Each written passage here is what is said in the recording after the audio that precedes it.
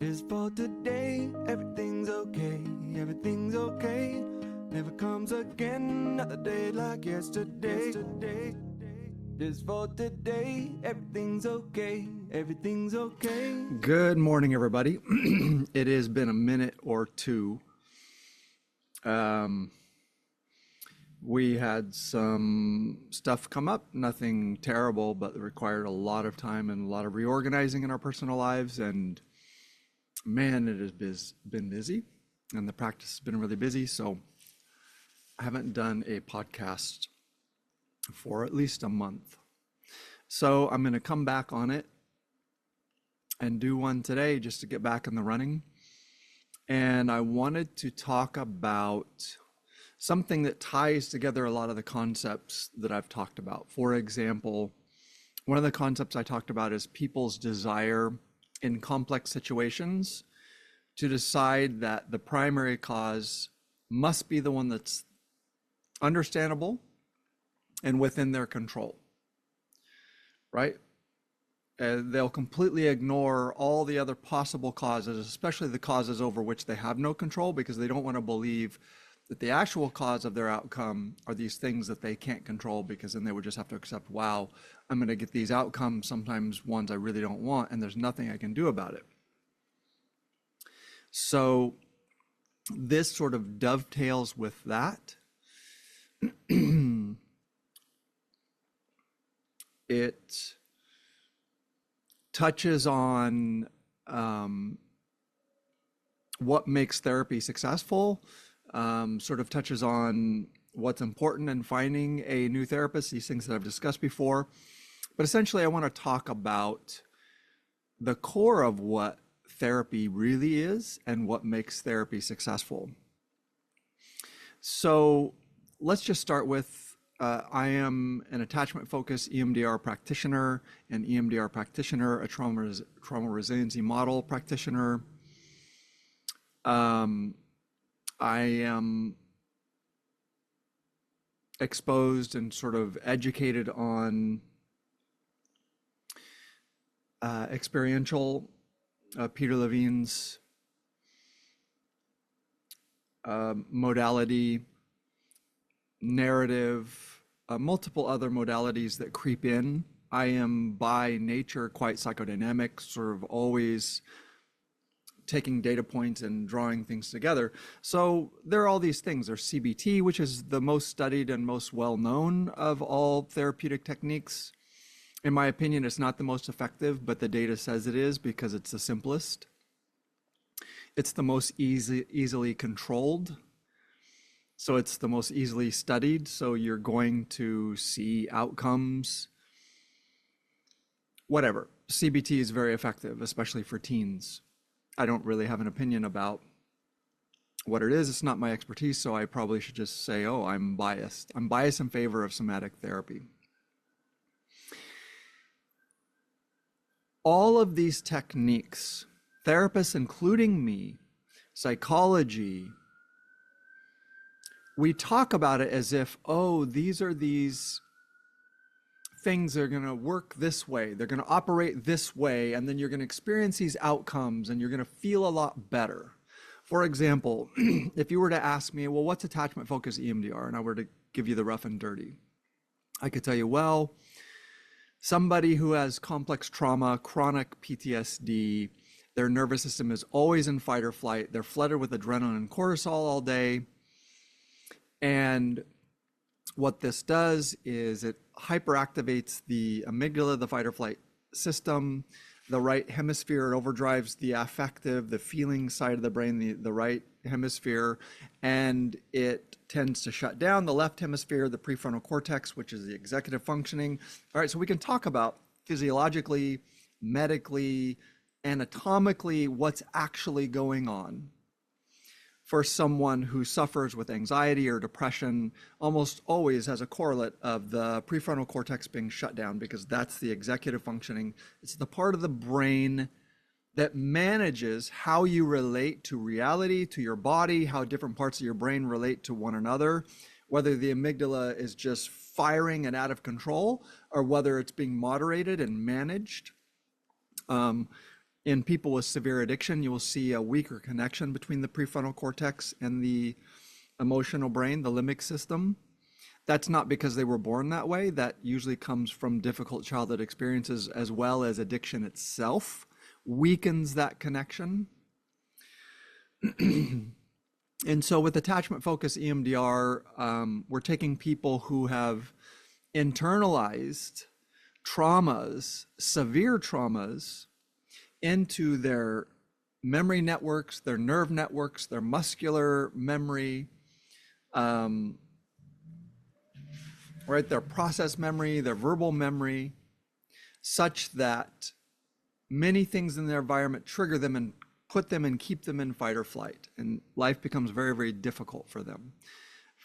It's like 100 times more difficult to do anything, to deal with work, to deal with stressful kids, to deal with someone cutting them off on the freeway.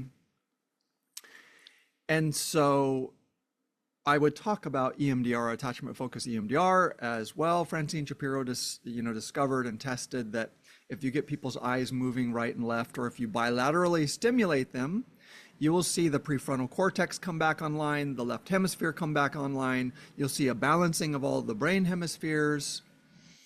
And with attachment focus EMDR, there's a big focus on building imaginary resources or accessing actual resources in people or experiences and activating those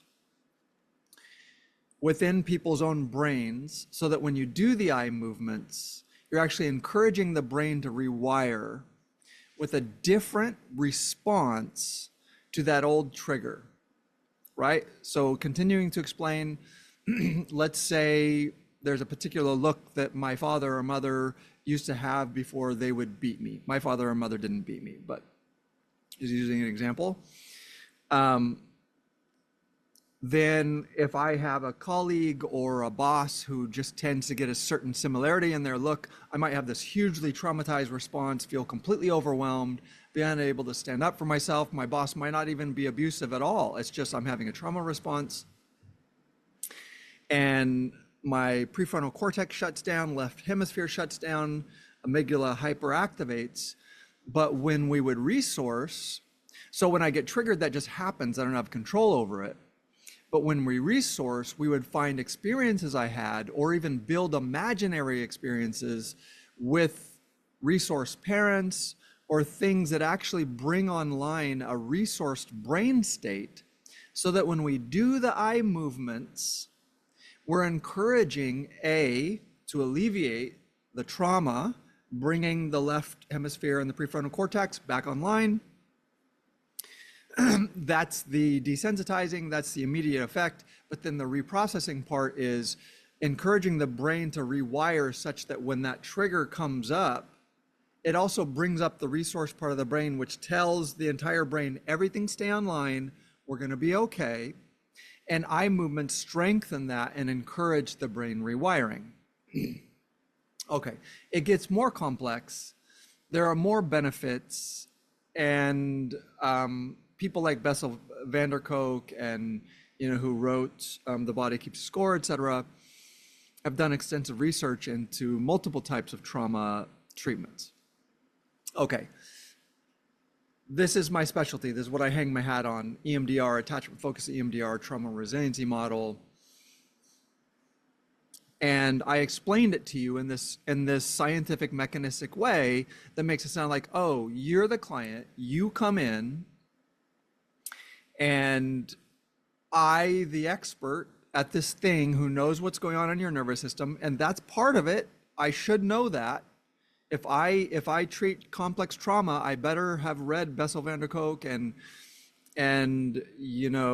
Francine Shapiro and Laurel Parnell and Dan Siegel, and right, you better have exposed yourself to the research and have some level of expertise. But here's the piece that gets missed by therapists, but certainly by most clients. It sounds like I have some medical technique that's going to fix you. This is inherently disempowering to the client. It's also inaccurate. Because the best that any therapist does, or any medication, or any situation, is it creates an environment in which it attempts to remove blockages or things that are interfering with, but they're interfering with what? They're interfering with your God-given, life-given, biologically given. I don't care. It's not my business. I'm not a spiritual leader. Whatever it is, whether evolution gave it to you, or a God gave it to you, or God gave it to you, or the universe gave it to you, or whatever, or life consciousness gave it to you, the healing is in you. It is a wisdom built into your nervous system or your biology or your spirit. Again, I'm riffing through the language because I don't have an opinion about the language. I only know that it's true because I watch it happen and because I've experienced it happening. So the piece that gets missed is that if your therapist starts buying his or her own expertise as truly the crucial element, as the important piece, and it is very important, but it's only important as a support system that clears out blockages to the absolutely most crucial thing, which is the inherent ability to heal and the inherent resiliency that belongs to your nervous system that you inherited by birth as a conscious being. If your therapist doesn't know this, they're going to unconsciously send you a disempowering message that sounds like you're a passive victim. And when you were a child, you were a victim, but you were still not passive. Children invent amazing coping skills to respond to incredibly overwhelming, difficult, painful, cruel situations. And sometimes those coping skills become unhealthy later in life, and we need to unlearn them and relearn new ways of being. But they're still not passive. A child being abused is still the most active hope, and what they do to survive it is still the most elegant solution to that situation in the absence of a society that saves them, right? So you see this. So maybe I'm talking to therapists a little bit too. You see this in certain clients. Like you'll see this with people who have struggled with deep, maybe endogenous depression. I don't know. Maybe they have a genetic predisposition. People who will, SSRIs have been so idealized. They're useful. They might save your life. They might really help you. But people's belief that you're going to start taking an SSRI and your depression is gone is just madness. You got depressed for a reason. There are belief systems and maybe genetic predisposition and things that you eat and toxic people around you and experiences you had in childhood that have created the propensity for that depression. There's no chemical you're going to introduce that's just going to solve that. It can help. It can help significantly. But so therapists who are paying attention really know it's a problem when you get these clients who come in, and forgive me if you were my client who said this, if you didn't understand this, right? But we know that this is a significant part of the depression. If a client comes in and they're like, well, they prescribed, Zoloft or whatever, and I started taking it yesterday and I'm not feeling any better, and blah. It's like, well, first of all, there's a deep, significant misunderstanding. This isn't magic. You're not doing Coke. If you did Coke, you would feel instantly better, like literally 30 seconds, 2 minutes. But that's why it's so dangerous, because it's not going to stick, and it's also really bad for you. SSRIs do something where they block your brain's ability to reabsorb serotonin molecules. So they start building a bigger and bigger amount of packets of serotonin floating in the synaptic cleft between your your cells, and those will trigger cells to fire based on serotonin more often and to fire serotonin more often. So slowly over a period of 2 weeks, you will build up a therapeutic level of serotonin molecules in your brain. You don't take it and go, oh my God, I'm not depressed anymore, unless you're having a placebo effect. You just believe that it's going to make you feel better. It's also amazing to me that MDs and psychiatrists don't say this like 5 times over and over and over. Listen, do you understand how this works? If you feel better immediately, that's great, because you're taking a step to take care of yourself, and that can feel really good. That happens when people come into therapy. They often will feel better the moment they decide and make a call and go, oh, I think I found my therapist. That feels really good, but it doesn't feel good because that therapist just sent an energy in which you're healed. It felt good because you went from passive sufferer and victim to someone actively going, I'm going to take control over my mental health, and I'm going to be kind to myself and healthy for myself, and I'm going to work towards feeling better. And that in and of itself is one of the most powerful things that you can do. Right? So the first misunderstanding is the idea that you can take an SSRI and like 2 days later that you're not depressed anymore, especially if you're seriously depressed. Now, sadly, the people who believe that often are quite rational, intelligent people, but the reason they believe that is because they're so desperate that they will believe something irrational just to try to feel better. But then they'll come into therapy and they'll be like, I'm not feeling better at all. It's like, yeah, like 2 weeks to a month, you should start seeing a change. That's the first problem. The second problem is no one has chronic depression, and this is such a massive lie that the pharmaceutical company has sold, and they sell it to therapists and doctors and psychiatrists the same way. They go in and they say, well, there are these people that have this chemical imbalance. It is such a lie. It is a lie. If you have a chemical imbalance, the brain is way too complex to just be like, well, you just lack serotonin. Well, anybody who's been terribly depressed and took an SSRI and was still terribly depressed 6 months later knows that's bullshit. It's not just a chemical imbalance. And if the chemical imbalance is a correlate, a symptom of, there's a bunch of belief systems and toxic people and childhood experiences and genetic predisposition and lack of exercise, and that spins into not sleeping well. But look, there's this whole complex suite, a symphony, if you will, of things that are coalescing and creating a rogue wave that results in you being dangerously depressed and having maybe low serotonin.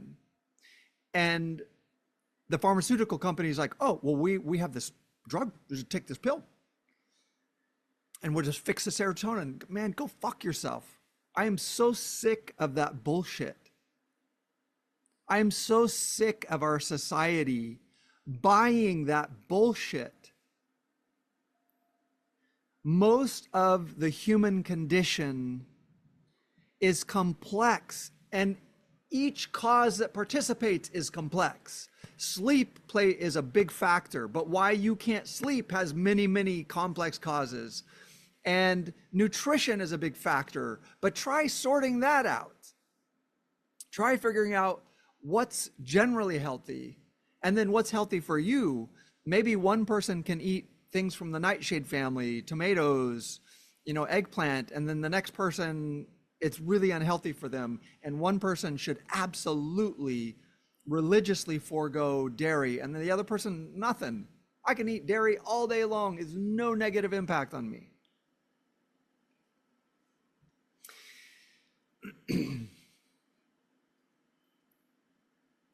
Exercise. And then why you're not exercising is complex reasons and developmental reasons and experiences that you had and genetic predispositions and behaviors that you watched, and you're like, all of this stuff factors into why people become anxious or why they have PTSD or whatever.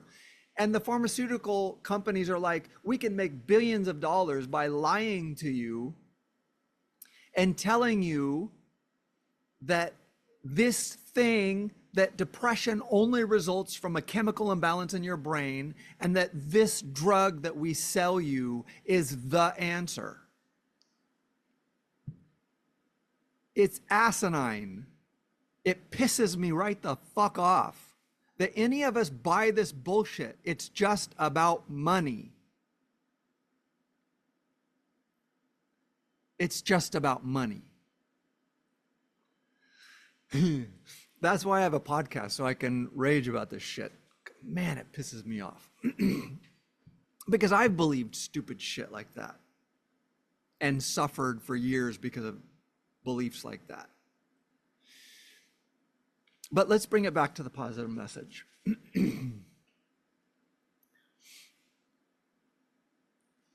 The reason you suffer terribly has a broad, complex number of causes. Occasionally you can solve a problem by just going like, oh my God, my boss is toxic. I can't stand them. My workplace is toxic. I spend 8 to 10 hours a day there and I'm miserable. And if you got a different job, instantly it's like, oh my God, oh my God, oh my God, that was it. That's all I needed. I needed to move to a different city. Oh my God, that's what I needed. 99% of the time, though, that's not the case. You're lucky if you can just shift one thing. You're lucky if there's a lever where you go click, boom, life better. 99.9% of the time, that is not true. It is a complex symphony, a suite of causes that results in a rogue wave that can be measured. There are outcomes that show chemical differences. There are outcomes that show, oh, you have more cortisol, you have more adrenaline. But the pharmaceutical companies are going to go, oh, well, here's a drug that reduces cortisol and adrenaline and the problem solved. Shut the fuck up. You cannot listen to these people. They make billions of dollars off of lying to you, and they know that that's not true. They know that's not true. But they also know that you will fork out hundreds, thousands, hundreds of thousands of dollars if they tell you this is a solution. It is a solution and it does help. Don't get it twisted. I get it. I've taken SSRIs and they helped me. And I get clients who, if I'm not careful, when I get too far in my head and start talking about this stuff, which I don't officially do because I'm not an MD and I'm not a psychiatrist, right? So it's not even my place legally to discuss with a client whether they should or should not take. I can discuss with them their experience and I can say, oh, it sounds like maybe that one doesn't work. Just, talk to your psychiatrist about it. But what I do know as a podcaster, as just a regular human being, that the pharmaceutical companies are outright full of shit. And they know that that is not the solution, but they will literally, and I know this because I worked in a clinic where once a month, pharma reps would show up and they were always pretty young women, very well spoken, very charming, and they would lay out lunch for everyone in the office and they would talk about the data on this new drug. We're seeing these amazing things and blah, blah, blah. And they're selling it to therapists and case managers who have clients who are suicidal, who have clients who are struggling to not use. And we're all desperate to solve these problems. And Big Pharma's like, oh, done.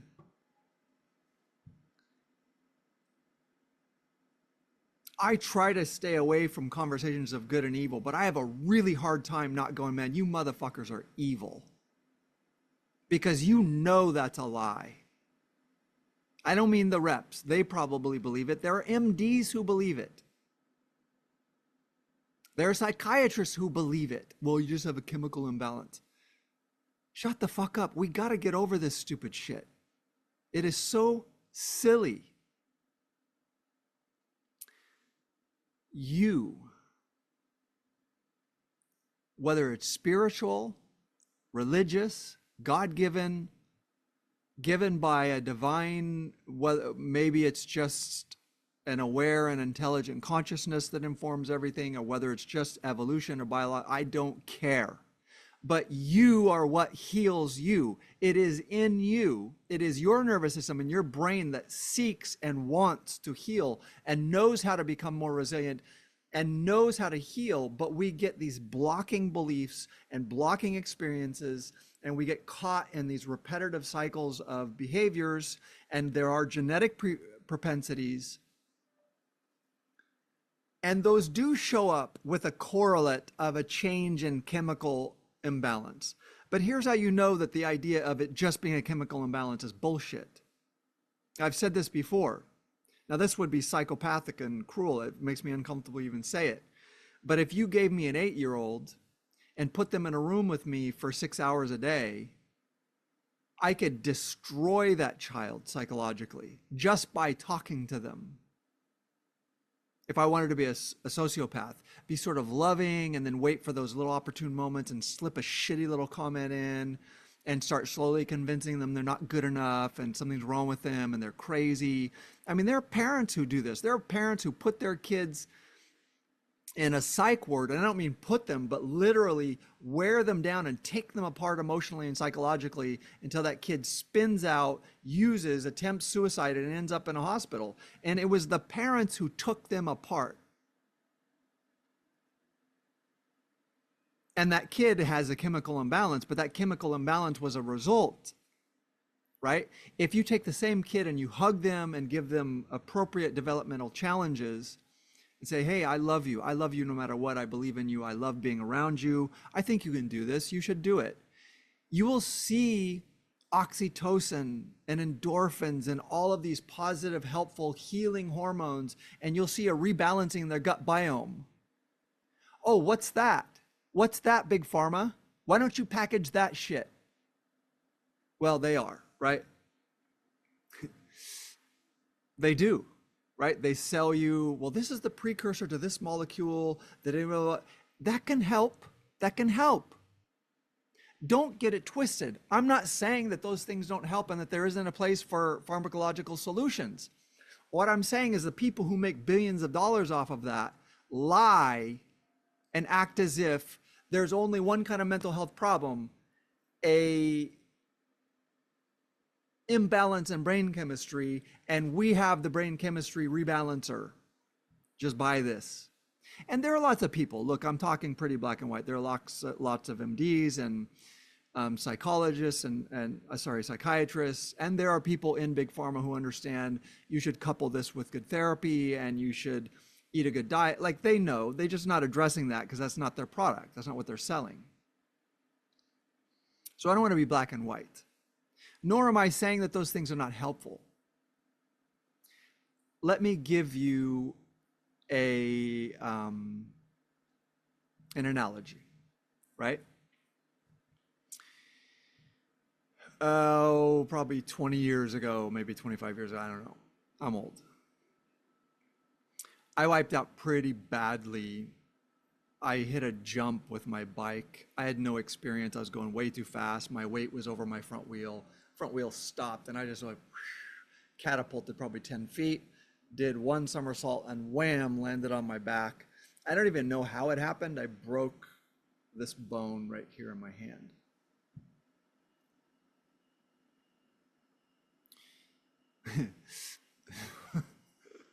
When the EMT, when the firefighter was checking me out, because I happened to be on the hill because somebody else had wiped out really badly. They were more worried about concussion. I didn't have a concussion. I had difficulty getting up. I felt like I was going to throw up. So maybe there was a very mild concussion, but it wasn't enough to be a problem. But they checked me out. They're like, well, we want to strap you down, make sure your neck's and take you in, but we're not going to do it if you just want to drive yourself to the emergency. I was like, yeah. They were like, anything else? I was like, yeah, there's one other thing. When I do this, I hear this clicking sound. My body had not connected to what had happened. Click, click, click, click, click, click, click. As I wiggled that finger, those two bones were clicking on one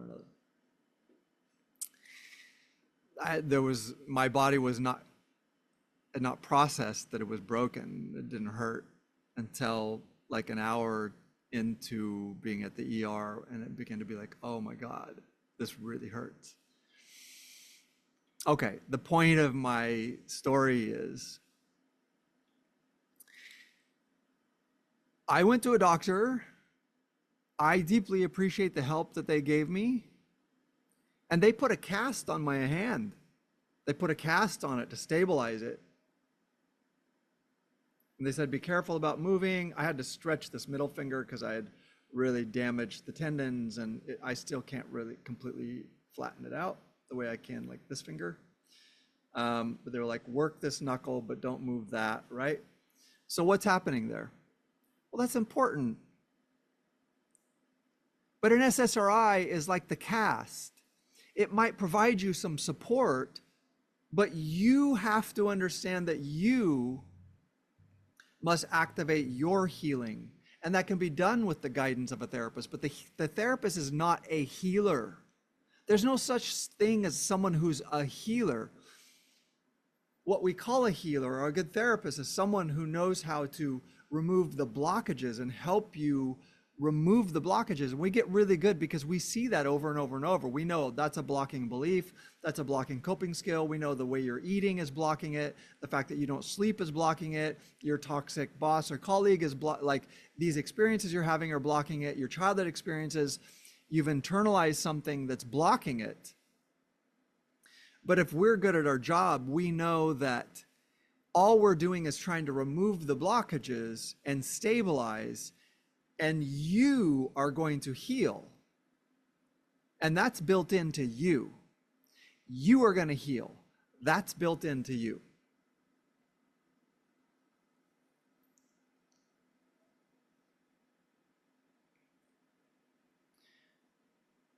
I'm thankful, I'm grateful that the medical community knows how to put a cast on and can take an x-ray to make sure that the bones are in proper alignment so that it heals correctly.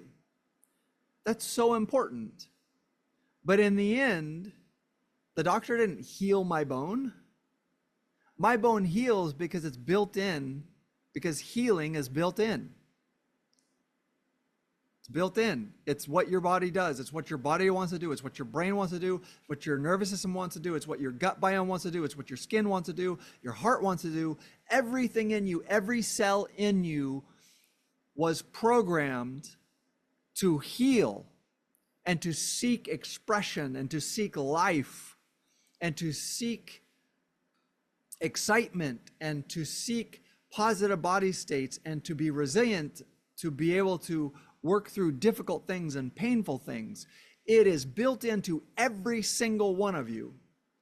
And if your therapist doesn't know that, if you don't know that, or if you ever get the feeling that your therapist is quietly, diplomatically setting themselves up as the authority who's going to tell you what you need to do, and their ego has gotten in there, and I'm sure mine has. I'm not acting like I do this perfectly and other people are not good. Like, that's not what I mean. But what I mean is we must maintain a laser-like focus on the fact that the healing is inherent to you. Your brain and your nervous system knows how to do it. Your brain and your nervous system knows how to do it. So, sorry, got an itch. So here's the, right, aside from my rant about Big Pharma, it's my podcast and I don't want to rant about shit that I want to rant about, right? I'm not speaking as an expert.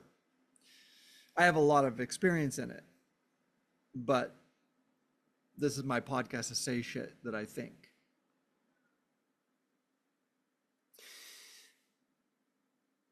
I listed for you and I talked about attachment focus EMDR. I'm not trying to pitch you. I was doing it as a demonstration that when I talk about it, for someone who's really struggling and who their experiences has convinced them that they're helpless, they're going to listen to the way I talk about it and go, oh, if they believe me, they're like, oh, John has this technique and this technique has been developed and tested by really smart people and he's an expert in it and this is going to fix my nervous system and then I'm not going to feel the way I feel. That's not what's going to happen. Every technique and every psychotropic drug, most of them, maybe, right, But even drugs for psychosis, for schizophrenia, don't solve schizophrenia. All they do is make your life livable and hopefully put you in a functional state. So I'm going to say none of them are what heals you. None of them. None of them are what heals you. No one takes an SSRI and is healed.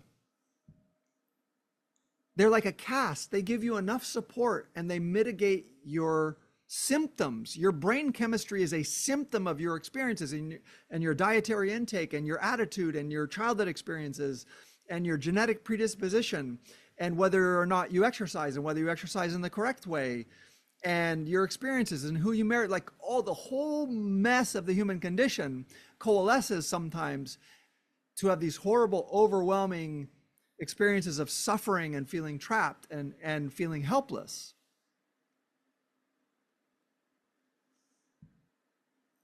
The cases in which there's just a one-off lever that you can pull and it's like, done.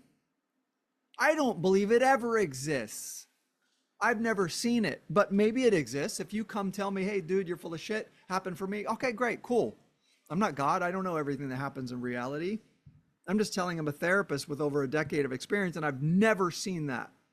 Never. And it was not the case for me. I'm not aware of it ever being the case for anyone. It can help.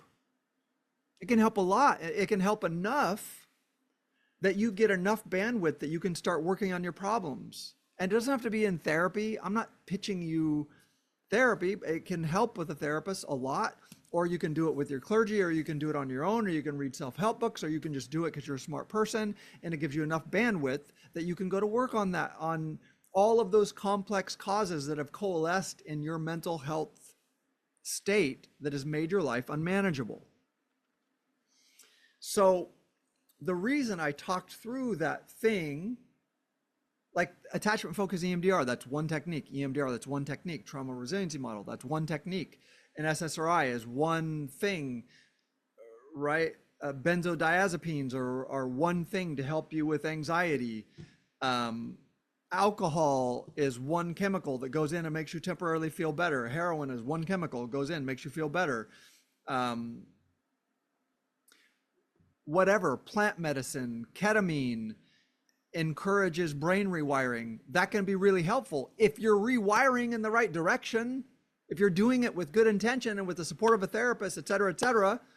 But if you have an inherently, incredibly, muscularly, habitually, compulsively negative way of looking at things, and you use ketamine and it actually encourages plasticity, all you're going to do is use the plasticity to rebuild the same bullshit you were suffering with in the first place. So even this amazing data, for example, on ketamine that's being borne out and proven and reproven over and over, it doesn't solve the human condition. It doesn't solve the problem. So the reason I listed all those things is to show you that psychology goes, here's what we have to offer. This massive suite of things. Medication, plant medicine, ketamine, CBT, EMDR, attachment focus EMDR, trauma resiliency model, the narrative model, brief solutions focused therapy, acceptance and commitment therapy, this person's theory, that person's theory, the other theory, this, that chemical, blah, blah, blah, blah, blah. And especially Americans have developed this, in being this outgoing, positive, can-do society, we've invented solution after solution, but we slowly over the years have started laying down and pretending, rather than going, I'm the primary solution and all of these things are support, and among the overwhelming myriad of possible solutions, the plethora of possible solutions, a few of which might really work to support me, we've started going, no, it is the solution. No, it is not. That's why there's millions of them, because it's not.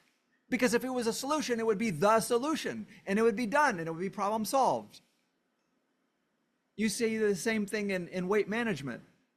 Why is that such a massive industry? Because we haven't solved the problem. When a problem is solved simply, when it's solved, the money kind of goes away. An industry that is a massive, huge industry requires that the problem not really be solved. Any industry that is a massive money generator is a massive money generator because what it sells does not solve the fucking problem. Come on. This is elementary logic. If it solved the problem, it wouldn't generate billions upon billions upon billions of dollars. If Big Pharma had the solution to the human condition, how the fuck would they sell this shit over and over and over and over and over and over? And people are switching SSRIs. Well, I was on this one and it stopped working, and I tried that one and I hated it and it fell because they don't have the fucking solution. That's why.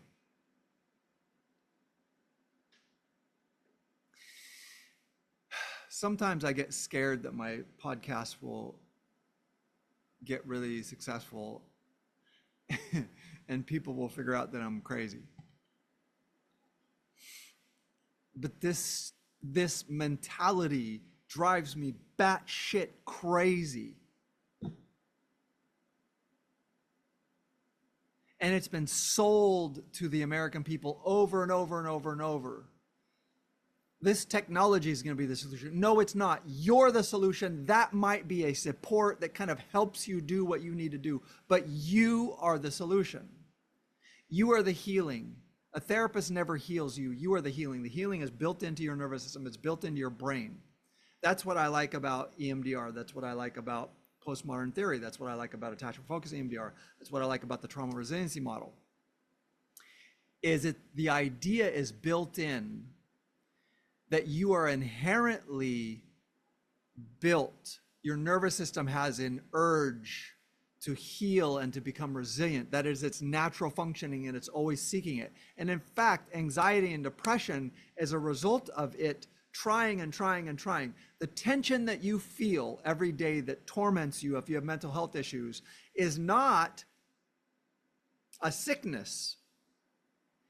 It is you experiencing that your nervous system relentlessly tries to heal itself and get back to a place of resiliency. And at the same time, there's a blocking belief, experiences, nutrition, lack of sleep that makes it impossible to do. So what you're experiencing is as anxiety, as depression, right? Depression is when your nervous system gives up and collapses. What you're experiencing as anxiety is the conflict between the two. It's not the absence of resiliency. It's not the absence of healing. Your brain and your body, your spirit is trying to heal 24 hours a day. It is doing everything it can to come back to healing. The more you suffer is only an indication of how powerful it's striving to do it. And it's also an indication of how powerful the blocking beliefs and blocking experiences and your own will to limit yourself unconsciously. And then the misery is the tension of those things not allowing you to express into a resilient, thriving, joyful human being. And the people who make money have convinced you and me and everyone else, you're this passive thing, that you have these passive medical states and chemical states and biological states, and I have the chemical, and it's the answer. It's what's gonna fix things for you. You're gonna feel a lot better. Just give me your money. I'm in the wrong business if I want to get rich. I'm in the wrong business, baby.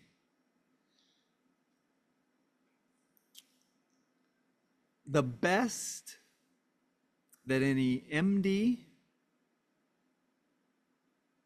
psychiatrist, psychologist, therapist, MFT, LCSW, clergy, spiritual leader, shaman, the best that anyone does is they're an expert at inviting you to clear the space and to clear the energy and to let go of blocking beliefs and to let go of things that don't serve you so that your spirit and or biology and or chemistry, neurons, whatever the fuck you want to call it, I don't care. Outcome's the same. Does what it is naturally seeking to do every single day. It heals and generates resiliency and presence and joy and happiness and engagement and joy at just being alive. I'm here and I have another chance to play with this thing called reality and to see what happens and to learn and to love and be connected. That is all in you. And healers, all they do is try to clear out, right? If they're really good, they can see the ways that you block it and they can invite you and say, well, it seems like you think this way or you do this, blah, blah, or we can get your eyes moving and it might help digest this. But if we get your eyes moving in EMDR to help digest something, but you're still holding on to a blocking belief and there's some reason you don't want it to heal, it won't heal. Just like people who don't want to be hypnotized can't be hypnotized. People who are good subjects for hypnosis are people who are like, cool, let's take the route, let's see what it is. They're just open to the experience and they accept the what do you call, whatever, the person who does the hypnosis, right? They just accept it.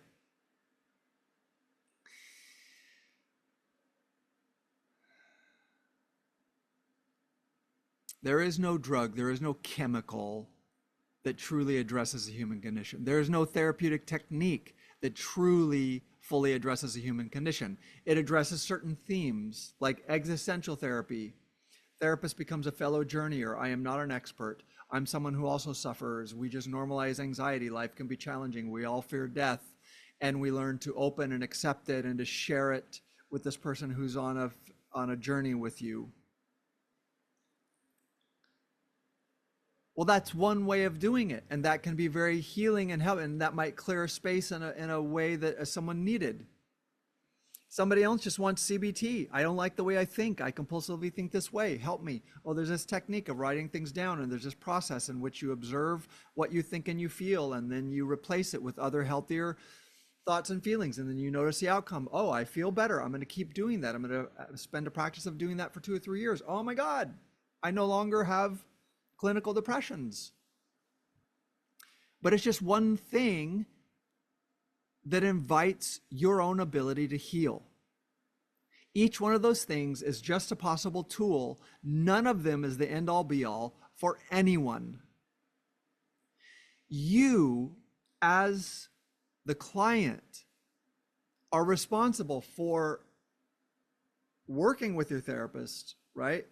And allow the therapist has a significant expertise and awareness and exposure to many different ways of doing this. But it's still you who has to. I used to be pretty biased against CBT. Maybe I still am. I don't know. And I had one client that I was just convinced was fully somatic. And then she kept kind of pushing, like, I want to do CBT. And finally we did it. It was like, no, it just worked. It was a thing she needed. It never worked for me. Never. It didn't work for me at all. I needed somatic, which is why I'm a somatic practitioner. But it worked for her. And I was limiting her possibilities. But luckily, she had the assertiveness to be like, no, I want to do this. And so we did it together, and it worked. Nobody can tell you which of these tools. They're only tools. They are not your healing. Your healing is in you. They are only tools that help clear the space to invite and allow your healing. That's all. You are the healer. You are your healer. You are your healer. You are your healer. Your therapist is an expert at helping guide you and at seeing the ways in which you block yourself. Psychotropic drugs are not your healer. But if you've gotten yourself into a place where your brain chemistry, your body chemistry, or genetically there's like some chain that's sort of like missing a little bit, it might be something that helps you. But still, you have to pay attention to your nutrition and your exercise and your diet and the kind of people you have around you and how you talk to yourself and how you allow other people to talk to you and what experiences you choose and how much news you ingest and whether it's trashy shit about how someone raped someone and this person was murdered in this. That's not news. That's just really shitty things that happen that has no impact on you. You can't do anything about somebody in another country. Like, what do you do other than feel sad that that happened? That's not news. Don't ingest that bullshit.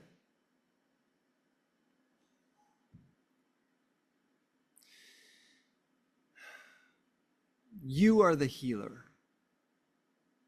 You are the healing. Me, any other therapist, any psychiatrist, any MD, I know I'm repeating myself, but it needs to be said over and over and over and over and over and over and over. And the biggest villain in this situation are the people in big pharma who know, because they do the scientific tests and they know that these things are not as successful as they say they are. And they have marketing people and they market it. It's just another tool.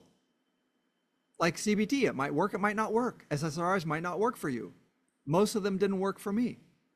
One gave me enough support, but still 90% of the work was me. Searching and reading and meditating and going to Toastmasters and trying this and trying that and making choices with friends and making choices with how I think and paying attention to how I think and having an intention and intending better and intending better and intending better and doing better over a period of a couple decades. And what I came from was really bad. You are your healer. You are the presence in therapy. I know you feel maybe helpless sometimes. Maybe you have felt helpless your entire life. Maybe it makes you angry and makes you feel like that's bullshit. You're blaming the victim. No, I get it. I get what happens. I was in a nervous system state that was absolutely unassailable, that would destroy every day. And I was in a state where to go into an office and try to work was so massively overstimulating and overwhelming with so much intense fight or flight PTSD that I would leave after 4 or 5 hours and just be suicidal and be like, some people work 10 hours and build a career, and I cannot get through 3 or 4 hours without being suicidal because I know I'm never going to be able to build anything. I can't build anything. And I existed in that for at least 15 years, longer, but I was aware of it. I understand that you feel totally helpless. So I'm not blaming you, I'm not blaming the victim, but what I'm saying is, whether you believe it or not, the healing is inherent to your nervous system. And a skilled therapist will recognize how you're blocking yourself and help you remove those blocks so that you can heal. But also, there are so many tools to be used. Don't get hung up on the fact that someone says, this is a tool that you need. Maybe it isn't, maybe it isn't, but it is your job to look at it and try it and go, I think maybe that's not. Let me try the next and the next and the next. And you could try different tools. I tried tool after tool for 15 years and slowly accumulated the ones that worked for me until I have so many that I can work a 12-hour day, I can work a 15-hour day, I can work a 16-hour day. Like at this point, I see clients full-time.